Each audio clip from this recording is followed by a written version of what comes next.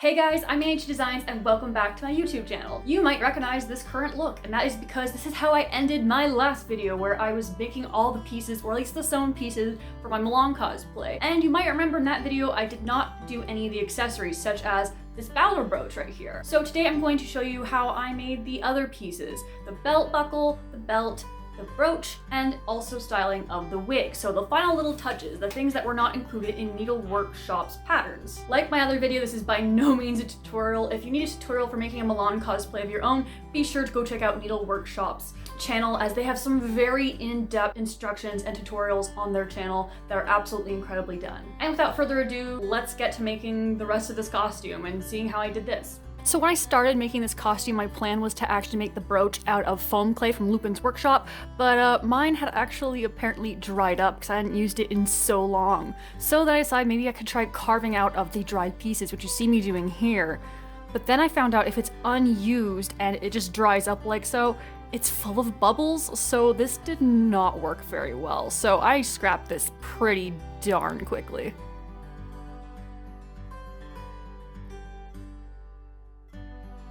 So I redrew the pattern, and to make it symmetrical, I decided to just cut it out by folding it in half, and decided to take the route of doing it on foam instead, or at least craft foam, so flat EVA foam that's really, really thin. This was, instead of being carved out or built up with foam clay like I would like to have done, this means I would have to start layering things, so this pattern was definitely needed. First and foremost, I traced out my pattern to cut out the base shape. So that is the bottommost layer of the layering system I was ending up having to do. I used my X-Acto knife in order to cut it out, and sometimes I tried using my scissors, but both were not the best. Keep in mind, I am a seamstress, I am a sewist, that is my strong point in cosplay, not foam work. I am such a beginner compared to everything else. So don't take what I'm doing here as the gospel truth on how to do this, because it's definitely not the best way. I definitely need a sharper knife if I want to do anything with EVA foam or other foams in the future. But it ended up working, I got it eventually, and I ended up having to keep continuing it. It was a bit frustrating because it took so long, but I managed to get all the layers cut out.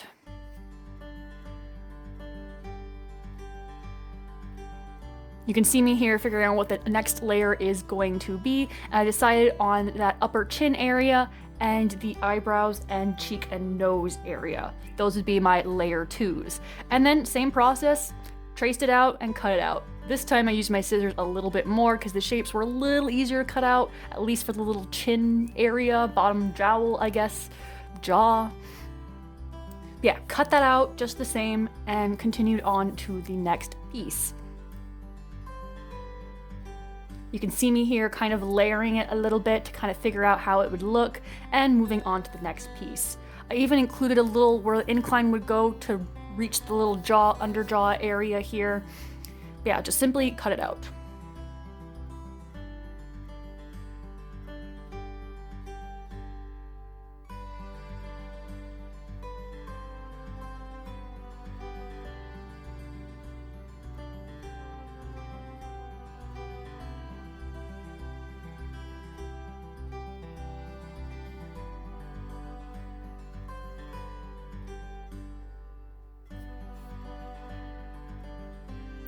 Now you can see that I'm trying out the layering to see how it looks, and at this point I was actually pretty happy with it, so I glued it together. And here you can actually see that I'm putting on the uppermost layer, which is the nose area, and I'm using rubber cement, not contact cement because I didn't have any on hand, but this stuff's pretty handy too.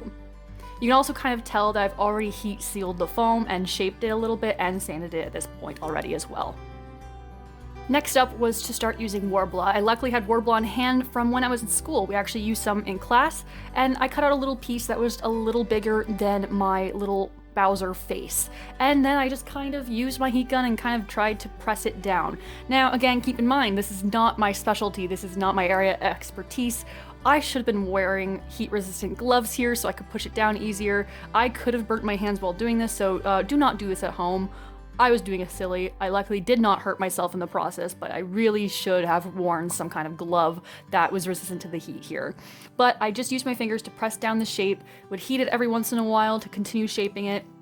Worbla is kind of fun to use. It did get pulled in a few areas, so I did have to go back later to kind of patch up a few areas, but all in all, for someone who's not used to Worbla, I'm pretty pleased with how it looks. I even used little scraps to make things like the horns and teeth, which you can see right here. I didn't get all of that on camera because it was a very experimental point, but I'm really happy with how it ended up looking, and you know, it made me really enjoy maybe thinking of doing more Worbla pieces.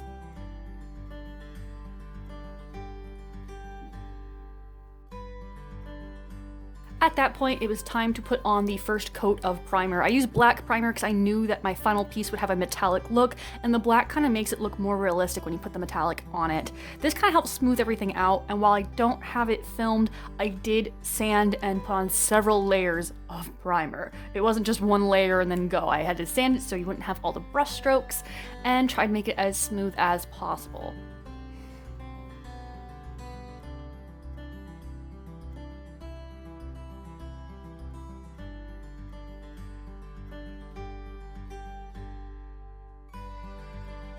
The next day, I decided to take a little break on the brooch and moved on to the belt. I had a piece of suede-like fabric on hand and just cut it down to a size that I could actually fold over and make the belt out of. You see me measuring it out here to my waist size, and as well as the thickness that would fit in the belt loops on the skirt that I made in my last video. Because this fabric was a little on the floppy side, I did have to interface it, kind of stiffen it out and make it a little stronger, which was kind of nice because it ended up being a very nice, decently solid piece once it was done, especially when it was folded over. You can see me just applying some fusible interfacing here. And this is actually the only sewing I do in this entire video, which is just so unusual for one of my videos me working on cosplay. And of course, you can see me just sewing it into a tube-like shape, which I afterwards just kind of pulled inside out and pressed down again, and that makes the entire belt once you put a little snap or hook and eye in place to make it as a working belt. It's a pretty simple way of making the belt, and I would highly recommend.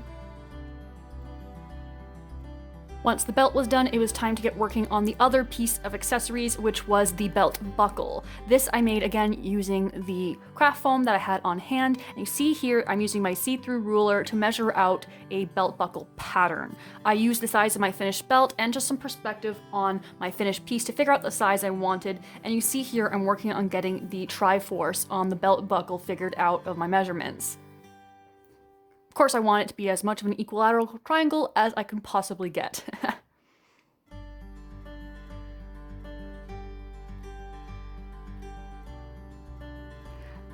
And just like the Bowser buckle from the brooch, it was about using a layering system. So the first layer, I was going to use this thicker foam that I used prior on the Bowser buckle, and then just cut it out. This time with scissors because straight is a lot easier to cut than Bowser-shaped shapes. And that was the bottom piece. The uppermost piece, I used this white craft foam, which is much, much thinner, because I figured it didn't need to be raised that much.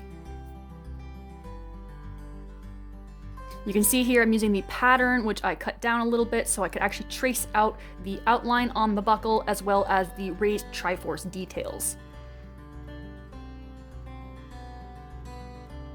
And then to the X-Acto knife, which goes through this thin craft foam a lot easier than it went through the thick stuff. And you can see here I'm just carefully pulling out the blank area that would not be included on the final belt buckle.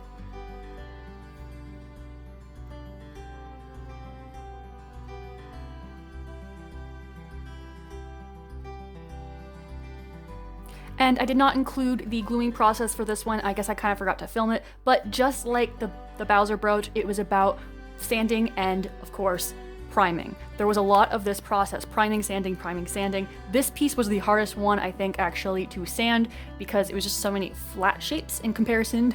So a little more difficult, but it ended up looking pretty smooth in the end, so I'm pretty pleased with it.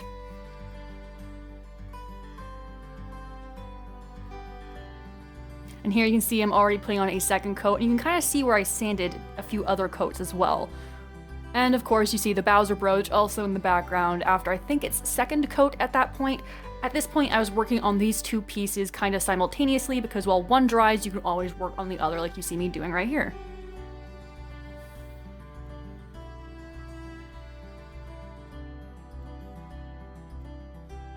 So both these pieces have been sanded several times, primed several times, and I think this is only gonna be the last little coat of primer that I've just put on there.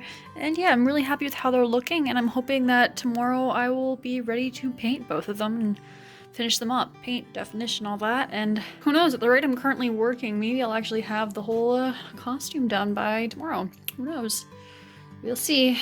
And then it was on to painting. First, I started with the Bowser face, and I just used a rather bright gold, a metallic finish gold first. You can actually see that it doesn't work very well on the black. It shows through quite a lot, but that's kind of the point because otherwise this gold looks kind of cartoony. Now keep in mind, this was only the first coat, and several coats would go on later, as well as coats mixed with other colors. But this was the base coat, the first coat, first layer.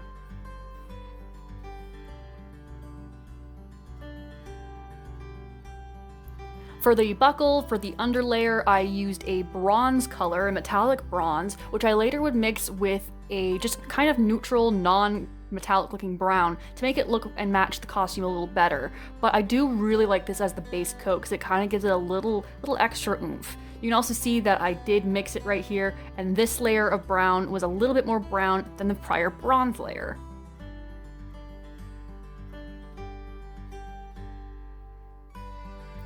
And second coat of the Bowser gold on the face. So yeah, it was just a bit of a continuous process, wait for one to dry, put another layer on until it was time to actually put different colors on. Here you can see I added a little bit of the bronze color that I used on the belt buckle on the brooch because even it has a little bit of the prior layer showing through, which gives it a really neat effect because it doesn't look bronze, but it looks like a more tainted gold. It doesn't look brand new, which is kind of perfect because I think it's implied that this brooch was a heirloom from Malon's mother.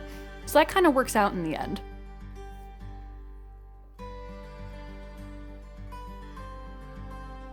And while we wait on the brooch to dry a little bit, time to put the silver onto the belt buckle. Now, earlier you probably noticed that some of the brown ended up going over the edges. That's okay because the silver here is actually not very see-through, so it was able to cover up all those imperfections, which was absolutely great. This took a little bit more precision than some of the other painting I had done earlier because there was actually a straight line to follow, so I had to be very, very careful to make sure it was clean and accurate. Meanwhile, in the background, we can see that the paint on the Bowser face is currently drying.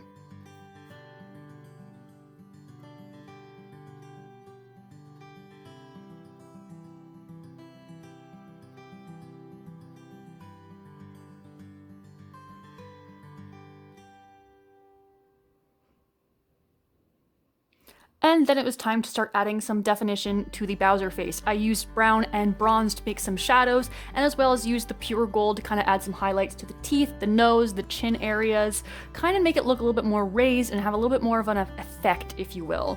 I'm really happy how the painting ended up turning out, and it looks pretty dynamic, which I'm pretty pleased with.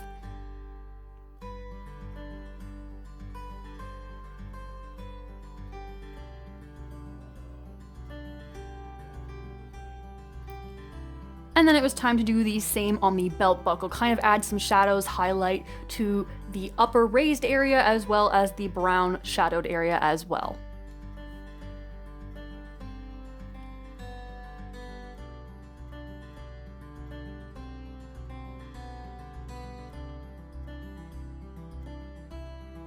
Okay, so everything on the actual physical costume is now finished. I'm pretty pleased with how everything's looking. So here's the brooch. I have attached a little pin on the back here that keeps it nicely in place. And I've added alligator clips actually to the back of the belt buckle, and it kind of sits there. It's a little floppy because it doesn't fit my mannequin, but it'll sit nice and flat up against me when I wear it, which will be nice. And it makes it so it's removable, so I can actually take the belt off and wash it in case it gets, I don't know, sweaty or dirty or anything, because, you know, it's at my waist.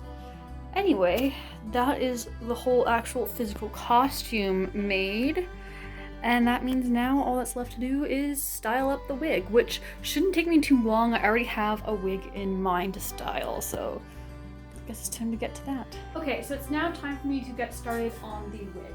The base wig I'm using is actually the wig that I used for my Malon cosplay. which Marin and Malon, when you really think about it, actually look pretty darn similar. They're meant to look similar based on the story of Link's Awakening happening after Ocarina of Time and all those other things. So it makes sense that their hair is similar, and it's really handy that I get to use the same wig. The wig in question is a Ferrari in dark copper red from Art of Wigs Canada. I love this color. I love how I look in this color as well. I really love wearing it for Marin, but it's a very natural red. It's not too in-your-face red. It's really, really, really pretty. And what's great about this style is if I want to play around with like little flips and stuff, it is layered. If I can style them to be similar enough, great. So on to styling. When I usually start styling a wig, the first thing I do, no matter how long I've had it, whether it's brand new, right out of the bag, or if it's something I've had for a while, I usually give it a nice comb through to kind of get it clean. And sometimes wigs kind of clump together if they've been worn for a long time. So just to avoid that a little bit. So I just gave it a really nice comb through. Now a little heads up, you will see me kind of talking. If you're wondering what I'm talking about or to, it would be my friends. We were on a Discord call and we were talking about my wig styling and other shenanigans as we were going. Here you can see me teasing the bangs. That's how I get the volume into the bang area, and usually how I get volume into any of my other wigs as well. Malon's bangs as well as Marin's bangs both have a little bit of volume in them, so I wanted to make sure they were not super flat. You can see me just kind of playing around with it and trying to shape it properly here.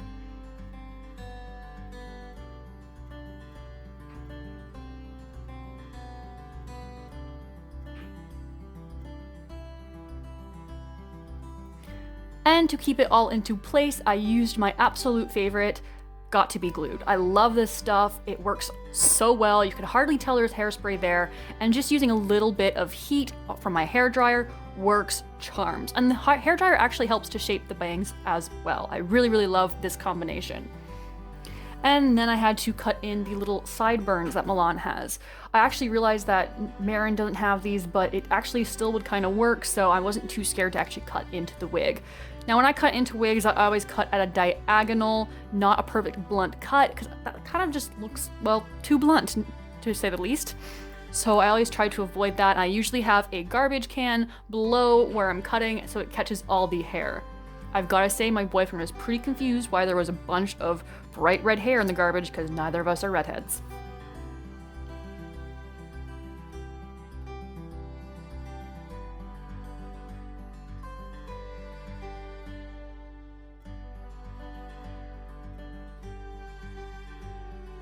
Alright, so the costume is now complete, and I'm honestly pretty happy with it. I have the wig finished, I have the brooch done, and I have the belt buckle done, and the whole costume's done. All in all, I'm pretty pleased with how this cosplay came out. There's a few things I would have done a little differently if I were to do it again, but I am pretty happy with the end result, and I'm looking forward to getting some photos out with some actual horses. That's kind of the goal of this. So thank you guys so much for watching, and be sure to like, subscribe, and all that stuff, and I guess I'll see you in the next video. See you guys later!